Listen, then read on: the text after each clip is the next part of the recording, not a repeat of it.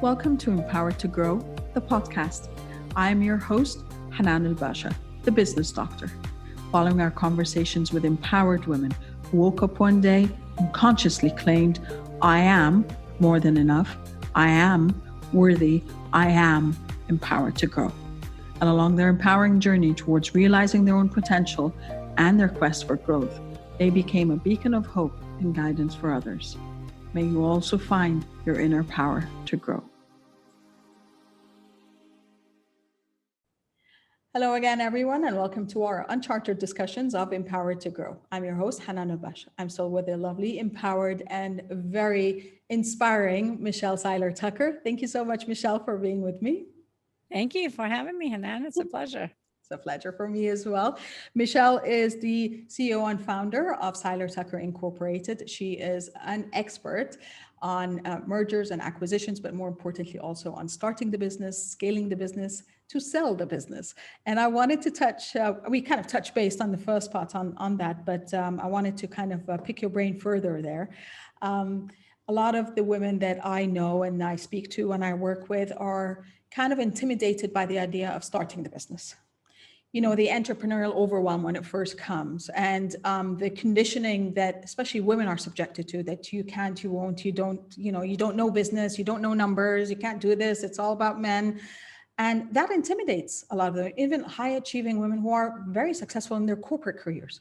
But jumping ship to the other side is kind of intimidating. So what are your thoughts on this? And, you know, from your experience, how does it work? Well, I mean, I've done it. You know, I even though I said I never wanted to have a job, I never wanted to have a job because I don't like to be told what to do. Yeah. I did go to work for a Fortune 500 company. Actually, they recruited me.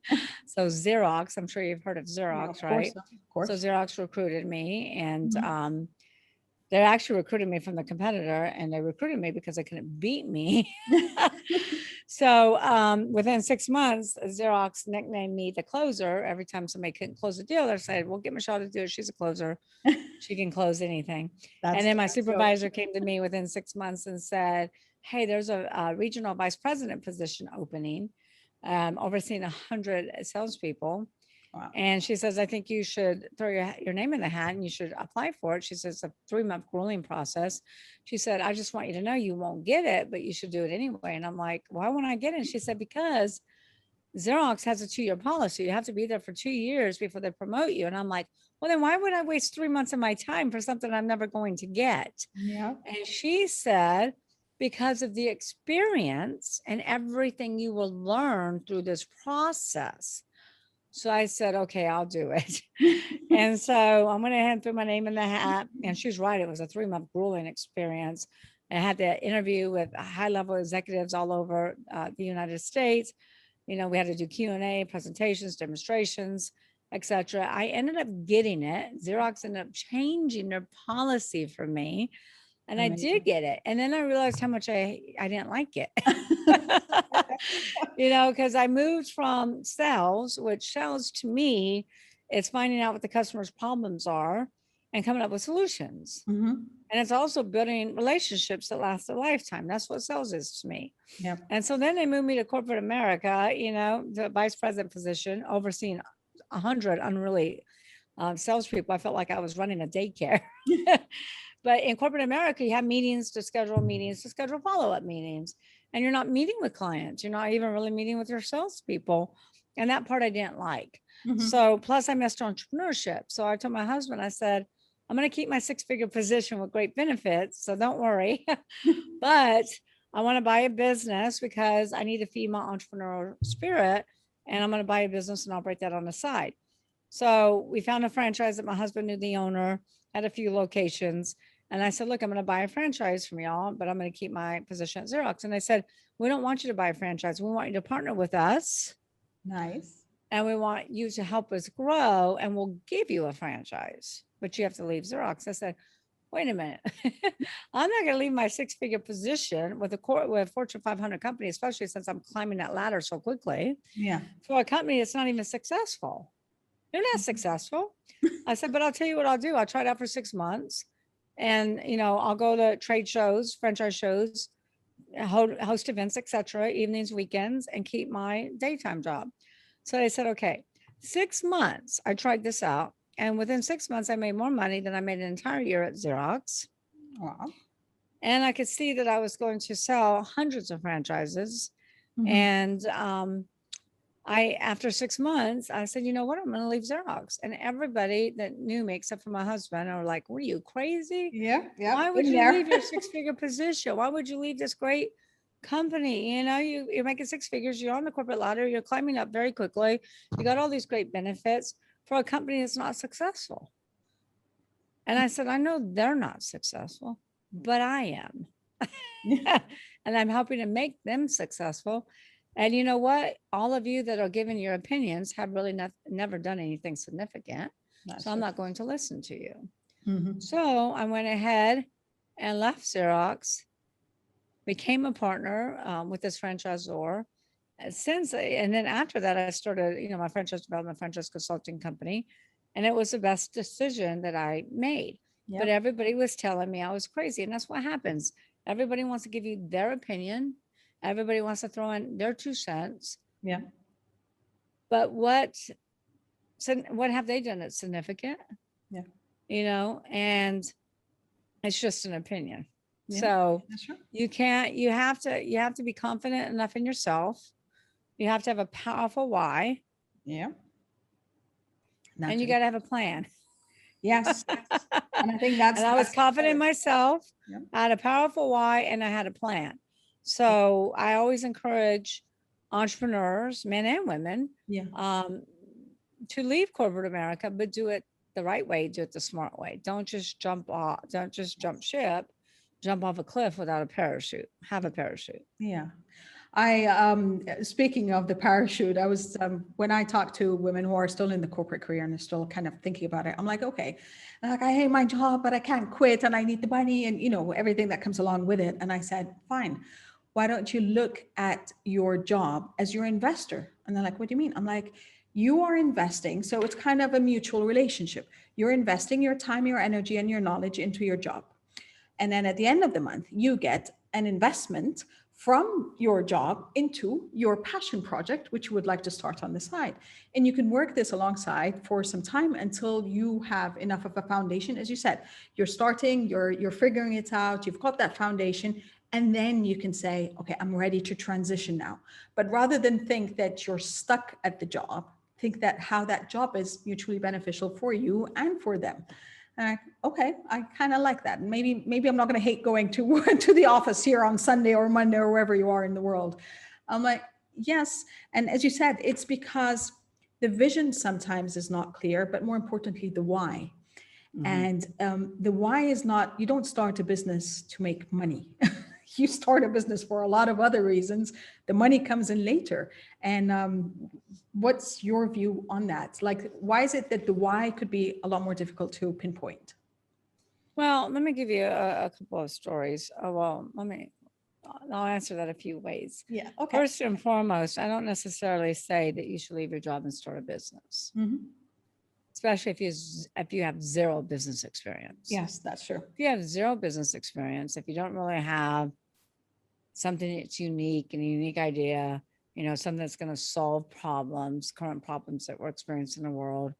If you haven't really done your due diligence, if you don't have the core competencies or expertise, I don't think you should leave your job and start a business. That's not what I think you should do. What I think you should do, and I'll give you a case study to illustrate my point, is I think you should acquire a business, not start a business, because starting a business takes a tremendous amount of time, yes, energy, capital, lots of capital, and it always takes more than you think it's going to take. And a lot of times those startups will fail. So existing businesses already have a proven track record. Mm-hmm. They're typically already making money. Mm-hmm. Most of them are, you know, some of them are already functioning on what I call all 6 Ps, all 6 cylinders that we talk about in my book, Exit Rich. Yes. So I think it's always better to acquire a business. And a lot of times you can acquire a business with little to no money down. Not always. But I'll give you a case study. So I have a lady that called us up, and this was several years ago, actually, several years ago. She called us up and she wanted to buy a restaurant. Mhm. And she was talking to one of my agents, and I just happened to overhear it. And my agent started talking about the restaurants and everything. And I said, put her on speakerphone. And I start listening and I go, why do you want a restaurant? She goes, I'm in banking. I've been in banking for 35 years. Mhm. And she worked for big banks. She made about 130,000 a year. And I said, why do you want a restaurant? Do you have restaurant experience? She said, no. And I said, well, did you grow up in a restaurant industry? She said, no. I said, well, then why do you want a restaurant? She said, because it's easy. And I said, oh, lady, you have no Oops. idea. It is not easy. I Yeah. said, that's the worst thing you should do. I said, tell me why you even want to leave corporate America, because she was very close to retirement. Mhm. Why do you want to leave, and why do you want to buy a business? What is your why? Yeah. And she said, and this, I'll never forget this story, because she probably has one of the most powerful wives of anyone I've ever come into contact with. And I always ask all my sellers and my buyers, what are your whys? Mhm. And her why was, I've been working for corporate America for over 30 years. I have very little to show for it. I have about 350,000 saved. I will use 300,000 for a down payment. 50,000 I'll use for working capital. I'm kind of getting a story, and then I'll get into the why. Mhm. And she said, but my why is my husband contracted Agent Orange in the military. Mhm. He has outlived every doctor's diagnosis. He should be dead by now, but he's not. When he dies, all the benefits go away.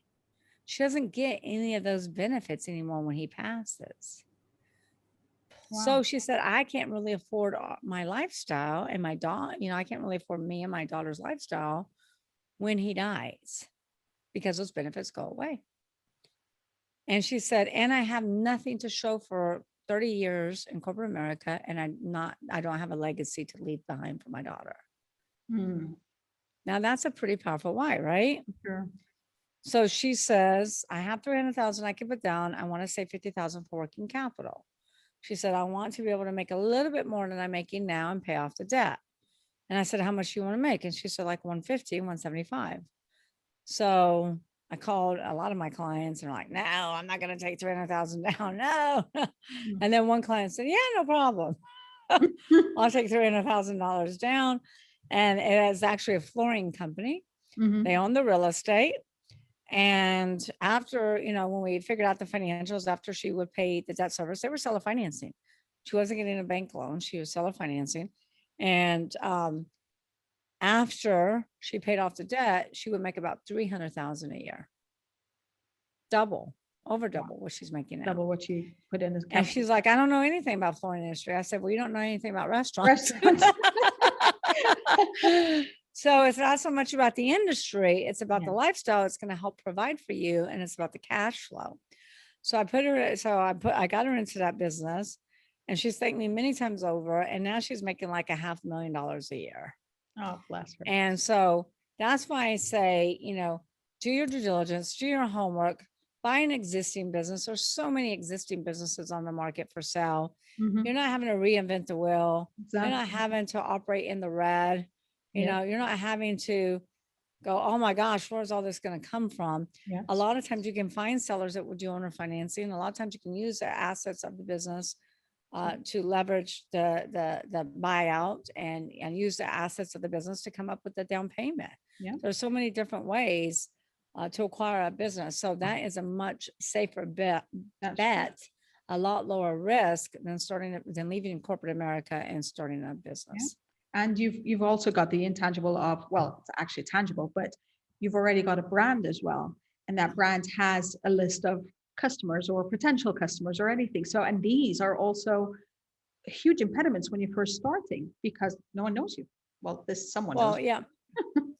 And those are the 6 P's that we talk about when we get into the infrastructure of how you should build a business. Yeah. And what you should look for, the synergies you should look for. Branding's one of them. The synergies you should look for when you go to acquire a business. That's true. Wow, I love that. Okay. I'd like to ask you one last question, and this might be completely unrelated, but as a woman in the industry of kind of cutthroat competition and male dominated, and really, I'm going to listen to you.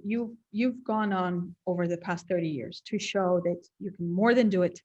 You're an expert in your field.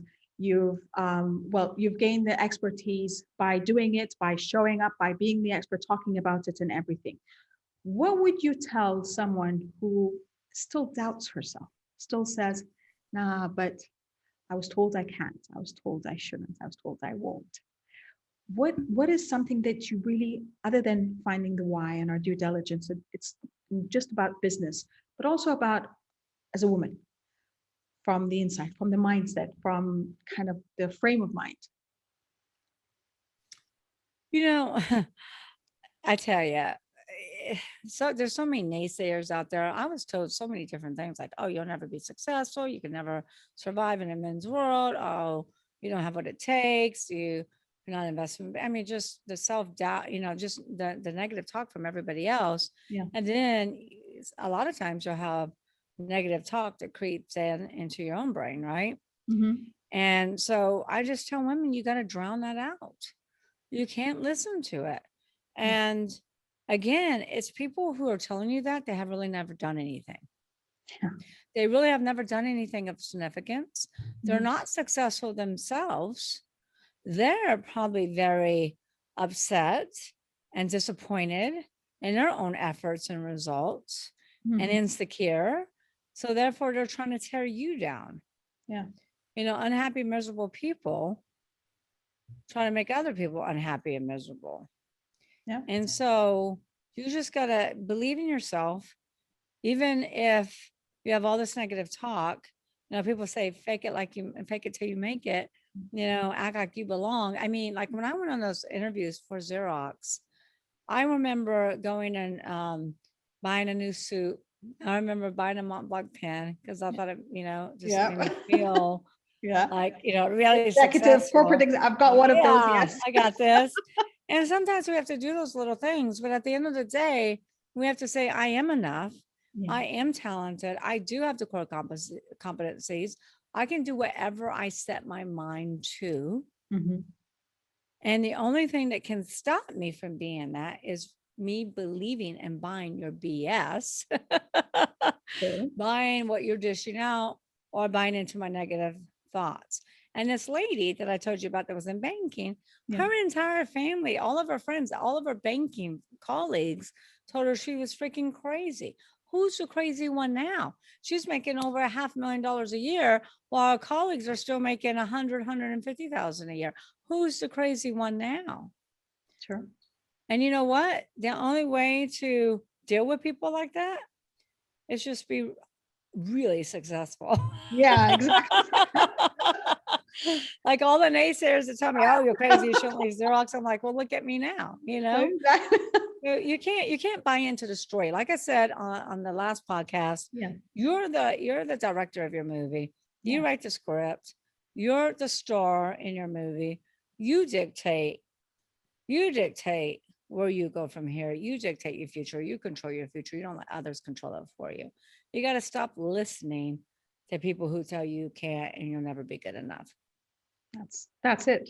And you know what? They're That's telling you that. A lot of people are saying that because that's what they were told. Yes, that's true. They're self-projecting their own insecurities and limitations onto you. And as you said, you get to be the director and you get to change the script. So change your script and create the life that you want for yourself. Yeah. Yep. It's like change your words, change your life. Exactly. Exactly. Well, I'm a believer in that. And I'm a believer that when we stop long enough to really look at ourselves, as you said, from outside the label, from outside the bottle, we really do see ourselves in a completely different light. We understand that the adversities we've overcome, the challenges we've overcome, the strength, the inner strength, the inherent strengths and core competencies that were within us have taken us so far and much farther than we would have thought for ourselves. So it's time to appreciate ourselves in that way and kind of. Absolutely. And I think a lot of times too that, oh my gosh, it's just like my employee. People overthink things. They overthink things. Don't overthink it, just do it. Like Nike says, just do it. And I got a bunch of things that I'm working on right now that I've never done before. And if I really start to think about it, it's going to scare me.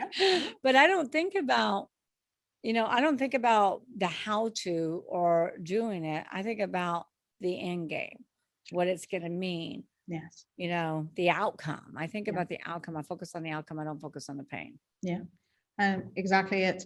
And I think the fixation of the what if, let's turn that around. What if it's an amazing thing? This is the most amazing thing that ever happens to me, rather than the what if, and then the fear relates, the fear that stops us in that way.